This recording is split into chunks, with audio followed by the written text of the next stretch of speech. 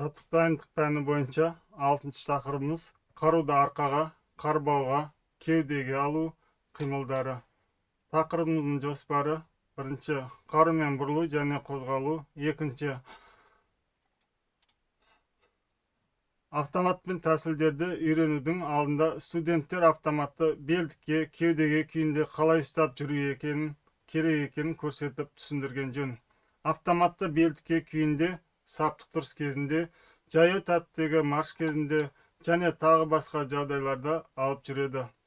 Автоматты кеудеге күйінде, жаяу тәртіптегі марш кезінде, сонымен қатар мерекелік марш жағдайында жүргізіледі. Автоматты арқаға күйінде, жаяу саптағы марш кезінде, сондай-ақ екі қолмен бірдей жұмыс істеу қажеттілігі туындалған кезде алып жүреді. Және тағы басқа. Сабақтың мақсаты: тәсілдерді қарумен орында тұрып орындау. Сабақтың міндеті: студенттерді автоматты белдікке, кеудеге және арқаға күйінде дұрыс ұстауға үйрету. Автоматтың әртүрлі позицияларға ауыстыру тәсілдерін кезең-кезеңмен меңгерту. Жаса 1, жаса 2, жаса 3 есебі бойынша қарумен бұрылу және қозғалу қимылдарын қауіпсіз әрі дәл орындауға дағдыландыру. Студенттердің денесі мен қолдарының қозғалысын үйлестіруді дамыту. Саптық тәртіп пен ұқыптылыққа үйрету. Автоматпен тәсілдерді үйренудің алдында студенттер автоматты белдікке, кеудеге күйінде қалай ұстап жүру керек екенін көрсетіп түсіндірген жөн. Автоматты белдікке күйінде саптық тұрыс кезінде, жаяу тәртіптегі марш кезінде және тағы басқа жағдайларда алып жүреді. Автоматты кеудеге күйінде, жаяу тәртіптегі марш кезінде, сонымен қатар мерекелік марш жағдайында жүргізіледі. Автоматты арқаға күйінде, жаяу саптағы марш кезінде, сондай-ақ екі қолмен бірдей жұмыс істеу қажеттілігін туындаған кезде алып жүреді. Қаруды кеудеге және белдікке ауыстыру бұл тәсілді, яғни автоматты белдікке күйінде, кеудеге күйінде ауыстыруды үйрену кезінде әдетте взвод немесе бөлімше бір қатарлы жайылмалы сапта тұрады. Бастапқыда оқытушы жиналмалы дүмбелі автоматпен кеудеге тәсілін орындалуын көрсетеді.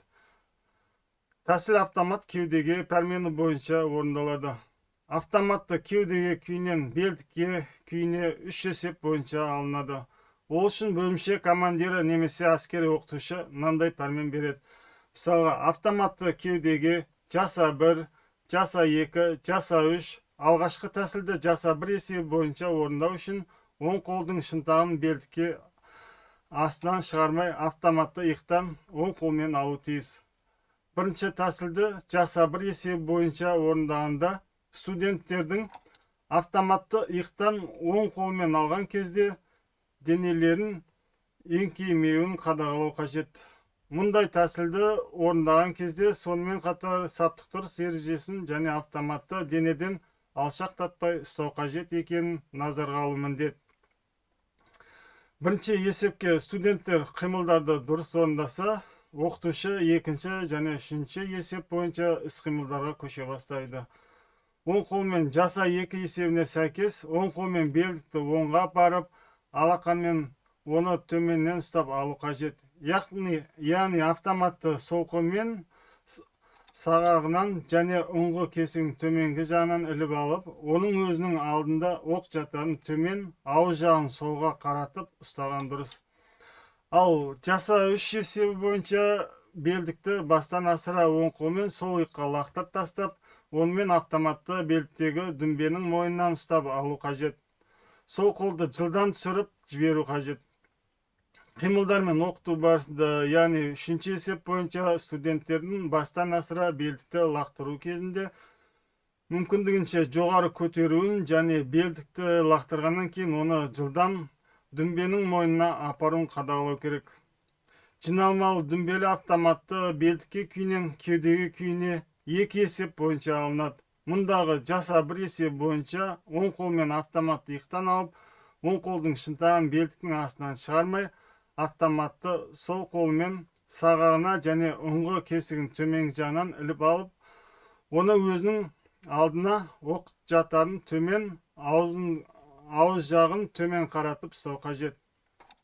Келесі жаса 2 есебі бойынша оң қолмен белдікті бастан асыра иыққа лақтырып тастап, онымен автоматты белдіктегі ұңғы қорамынан ұстап алу керек. Ал сол қолды жылдам түсіріп жіберу қажет.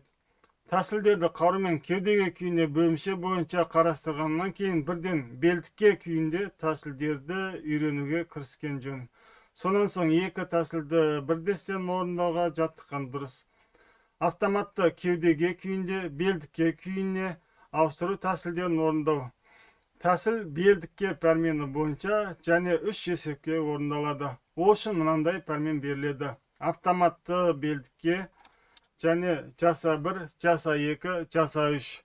Бірінші есепке, яғни жаса 1 есебінде сол қолмен автоматты ұңғының және газ түтігінің жоғарғы жағынан ұстау керек. Және автоматты біршама жоғары ұстап, оң қолдың шынтағын белдіктің астынан шығару тиіс. Оң қолмен алақанды төмен қаратып, белдікті ұңғы қорамынан ұстаған жөн болады. Келесі жаса 2 есебі бойынша автоматты ұңғы қорамынан жоғары қаратып тұрып, белдікті бастан асыра лақтырып тастау міндет. Және автоматты оқ жатарын солға қаратып ұстау дұрыс болады. Осы тәсілді үйрену негізінде студенттердің денелері мен бастарының еңкеймеуіне баса назар аудару тиіс. Олар автоматты мүмкіндігінше белдік пен бас киімді түсіріп жібермеу үшін жоғары көтергені жөн. Келесі жаса 3 есебі бойынша автоматты оң иыққа белдікке күйінде лақтырып тастау қажет. Ал сол қолды жамбасқа қарай жылдам түсіру тиіс.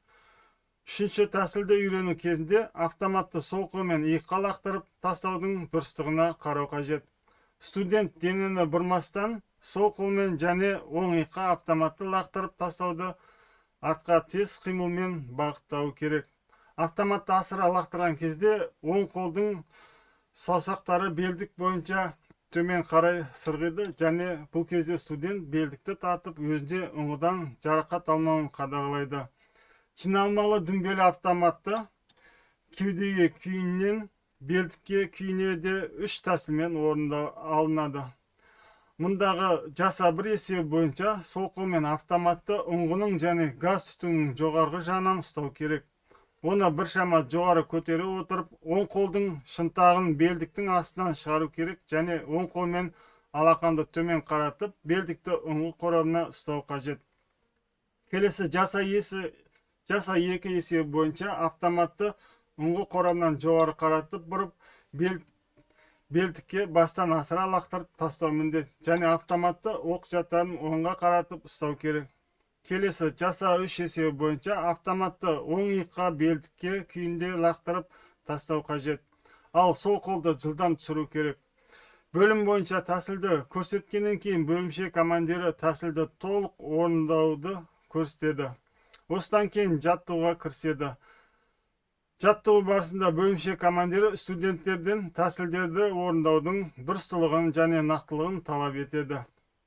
Әрқайсысын жеке үйретісімен бөлімше командирі взвод командирінің жалпы пәрмені бойынша студенттерді бөлімше құрамында жаттықтыруға кіріседі.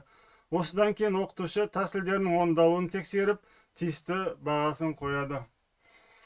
Тақырыбымызды қорытындылай келе, студенттер автоматты белдікке, кеудеге және арқаға дұрыстауды үйренеді.